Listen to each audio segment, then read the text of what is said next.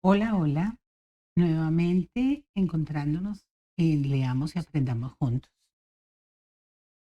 Hoy con una frase que es un proverbio chino. Un libro es como un jardín que se puede llevar en el bolsillo. Y recordemos que ese jardín es de colores, de formas, de enamoramiento.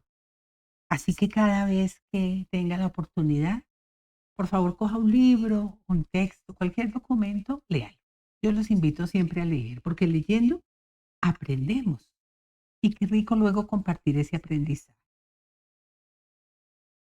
Pues bien, hoy un tema bastante raro, complejo y de mucha cultura, de mucho conocimiento.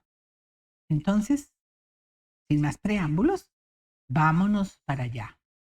Vámonos a conocer las líneas de Nazca. Pero, ¿qué es eso? ¿Qué son las líneas de Nazca? ¿Qué son esas figuras tan particulares que vemos ahí? Pues bien, están ubicadas en Perú, entre la población de Nazca y Palpa. Y se encuentran estas líneas que son un misterio arqueológico y enigmático, uno de los más grandes del planeta. Se descubrieron en 1927 y desde ese momento hay muchas teorías para explicar la razón de cómo fueron trazados estos dibujos.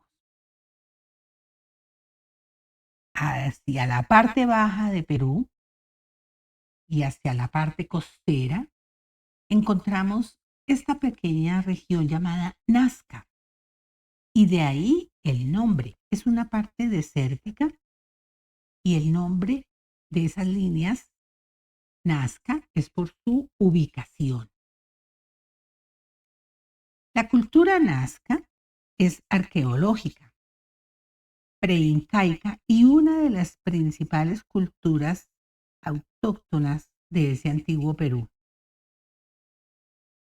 Se ubicó geográficamente, como les dije, en una zona andina del actual Perú, a 450 kilómetros al sur de la ciudad de Lima.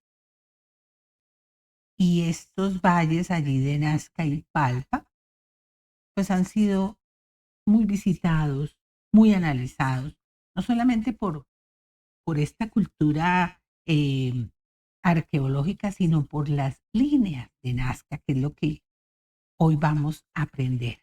Pues bien, los jeroglíficos de Nazca cubren aproximadamente 450 kilómetros cuadrados y estas líneas son trazadas en el suelo entre los años 500 antes de Cristo y 500 después de Cristo.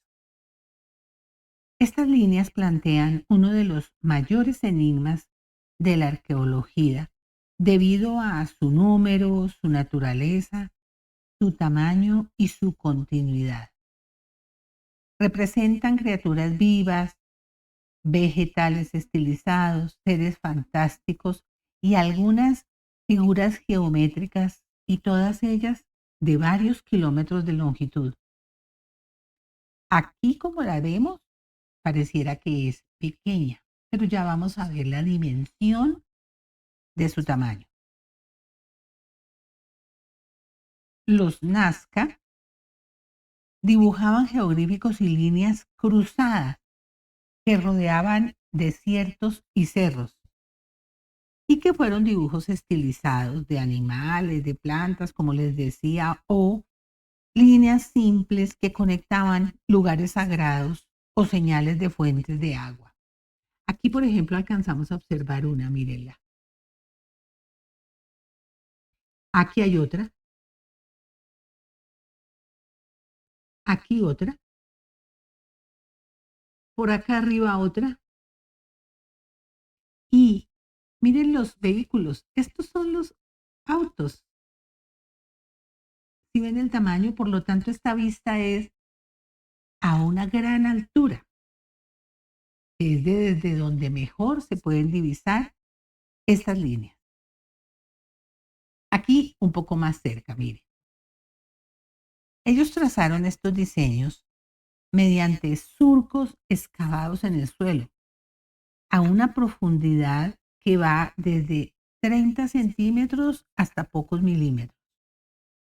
Y ese color claro del subsuelo hace que los dibujos sean claramente visibles. Asimismo, como les decía, esto es árido, esto es desértico. Esto hace que hayan menos precipitaciones al año, o sea, menos lluvia, y por lo tanto se han conservado mucho más. Entre las casi 800 figuras que se han encontrado hasta la fecha, hay unas más famosas o más destacadas y que se ven con más frecuencia, ya que son preferidas por el público por su tamaño, que muchas alcanzan hasta los 300 metros, y por su perfecto estado de conservación. Vamos a ver algunas, pero recordemos que esto lo estamos viendo desde una gran altura. El colibrí se destaca por sus dimensiones armónicas. Entre sus dos alas hay una distancia de unos 66 metros. Según la historiadora María Rosbauer, esta figura es un homenaje a un dios volador para evitar la ausencia de lluvia. El mono, si lo vemos acá, sus manos, su cabeza, su cola, ¿sí? El mono tiene una cola en forma espiral y 9 dedos, y su tamaño es de 135 metros.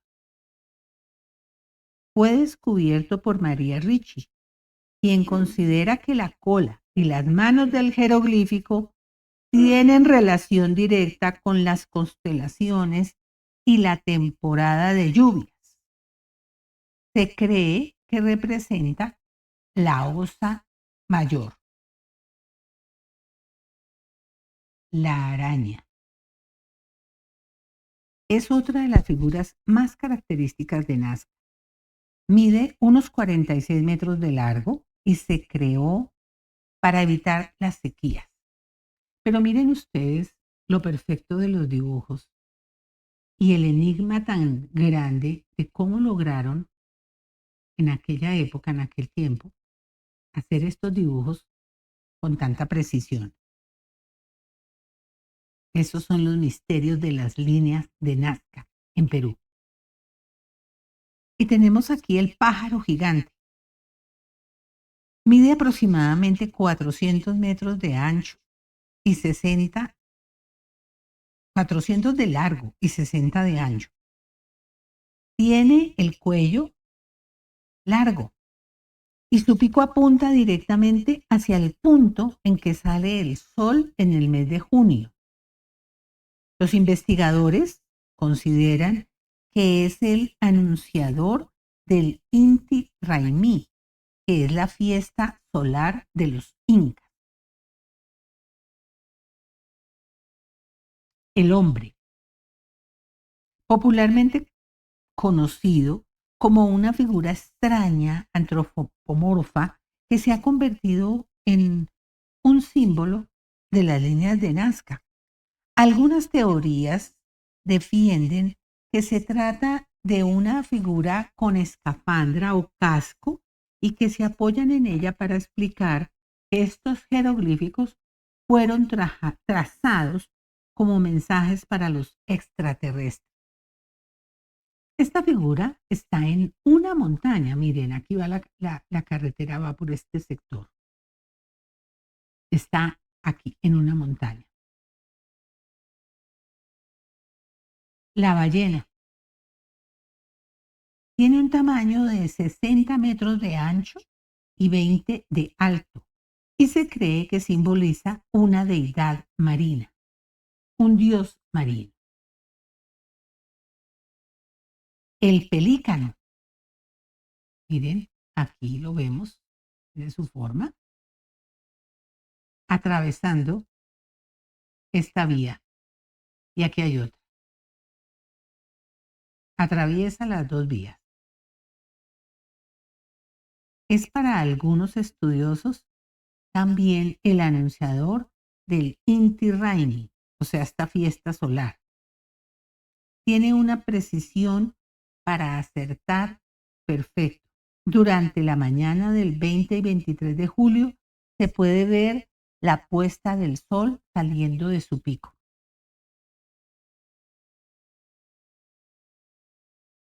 El perro, miren la cola, el cuerpo, las cuatro patas, aquí lo vemos, perfecto. Es un jeroglífico muy curioso, ya que está en postura de alerta, con las patas rectas, las orejas levantadas y la boca abierta. Se cree que hace referencia a la orquídea inca peruana y es una raza de perro autóctono del Perú. Aquí las vemos un poco más aquí juntas y el ancho de cada línea puede variar entre 20 y 210 centímetros y las líneas también dependen del trazado.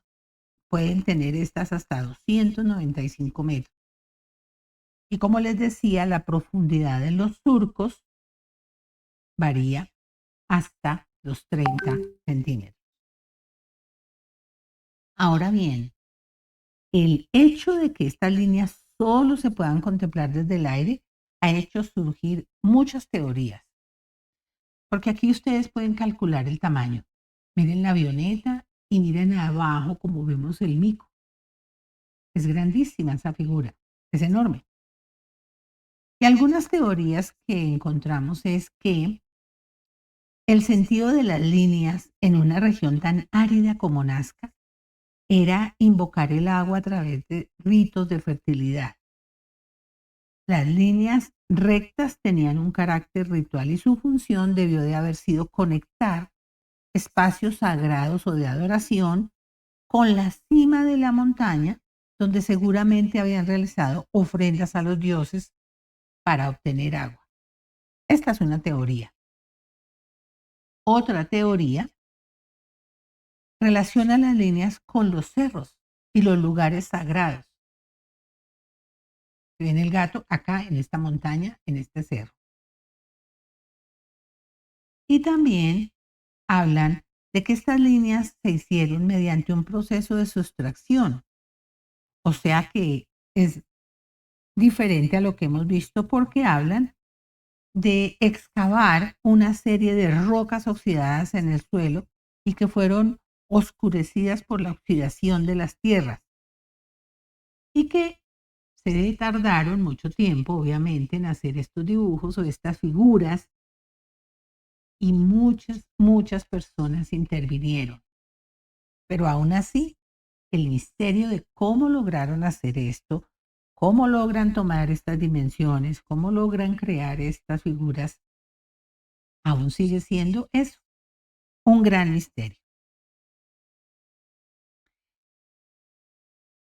Tras sustraer rocas, quedan al descubierto capas de tierra que no han sido afectadas por el proceso de oxidación y por lo tanto el color es más claro. Así que las piedras que son más oscuras remarcan los bordes al lado de las líneas expuestas, lo cual hace que haya una nitidez en los trazos y se facilite la observación desde la distancia. Porque si estamos en la parte baja, no alcanzamos a apreciar el dibujo. Sí vemos la línea, pero no se aprecia el dibujo. En 1993, los jeroglíficos se convirtieron en una reserva arqueológica y parte del patrimonio cultural de la nación del Perú. Un año después, en 1994, fueron declaradas Patrimonio Mundial de la Organización de Naciones Unidas para la Educación, la ciencia y la cultura, UNESCO. Y afirmaban, son el grupo de jeroglíficos más destacados del mundo y son incomparables en extensión, magnitud, cantidad, tamaño y diversidad con cualquier otro trabajo similar en el mundo. Pero no solamente están las líneas de Nazca allí en este sector como manera curiosa. Encontramos también allí la ciudad de Cahuachi, que significa lugar donde viven los videntes. Y este fue un centro ritual muy importante en la cultura nazca y parece que está muy conectado con las famosas líneas de Nazca, ya que en este lugar, en Cahuachi, es donde los sacerdotes conducían al pueblo hasta las líneas para realizar las grandes ceremonias de la época. Y se cree que toda el área de las edificaciones y de estos recintos fueron lugar de peregrinaje y de muchos eventos ceremoniales. Cahuachi es uno de los más imponentes centros, como les decía, de ceremonias de la cultura nazca, ubicado a más de 20 kilómetros de Nazca y tiene más de 24 kilómetros cuadrados de extensión, con aproximadamente 40 montículos grandes y medianos. Y todas estas estructuras construidas en adobe y argamasa. Las diferentes estructuras han tenido muchos usos, desde vivienda, talleres, salones, y se sigue creando un planteamiento urbano de Cahuachi, pero ha ido cambiando constantemente, porque la distancia entre esta ciudad y las grandes ciudades, pues, no lo ha permitido totalmente. Y encontramos aquí la Gran Pirámide. Es la edificación más imponente de todo este sector de Cahuachi. Mide 110 metros de largo, 90 de ancho y 28 de altura. Y está compuesto por 7 plataformas escalonadas. En la parte superior, los arqueólogos encontraron que allí vivía la gran élite y encontraron también un depósito de textiles, la mayoría de ellos pintados a mano, lo cual resulta un poco raro, pues hasta ese momento solo se conocían los textiles bordados. Está el Gran Templo, otra edificación importante en esta ciudad, que según cálculos de arqueólogos mide 150 de largo por 100 metros de ancho y 15 o 20 metros de altura.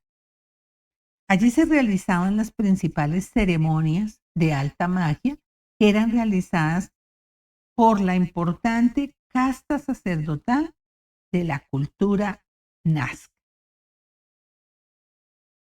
Y este que es el gran templo escalonado, donde en estos muros se han encontrado inscripciones, porque estos muros tienen aproximadamente 5 metros de alto por 25 de largo.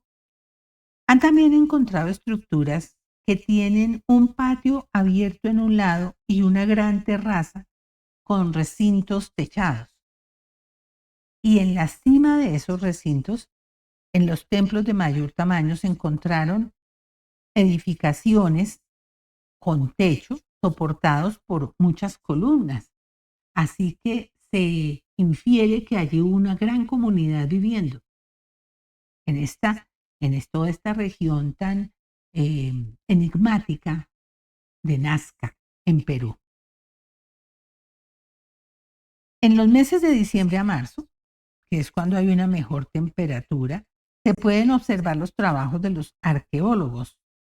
El resto del año está normalmente cerrado el sitio, por lo que si van a ir, les aconsejo primero averiguar bien cuándo es el mejor momento, si la zona está abierta para turistas y cómo se puede llegar de una manera fácil y tranquila, porque no es muy sencillo, ya que esto, como les digo, es un desierto, allí no circulan vehículos, así que lo mejor es estar en muy buena forma y contratar un operador turístico, un guía, aunque hay muchas formas de llegar a Nazca. Podemos llegar en autobús, pero esto tiene más o menos una duración de 8 horas el trayecto, claro, por una región, como vemos acá, bastante árida, pero un viaje bien agradable, con mucho conocimiento y muchísimo por explorar visualmente. O también en avioneta, por vía aérea, donde pues son pocas personas las que pueden viajar en una avioneta, pero se hace el recorrido porque igual, interesantísimo al llegar allí, contratar un pequeño trayecto en el aire para poder observar estas figuras. Así que estas son las misteriosas y conocidas líneas de Nazca en Perú. Pero para que las veamos mejor, yo quiero invitarlos a un recorrido. Vámonos en ese recorrido por el aire. Vamos a conocerlas. Vamos a saber de qué se trata.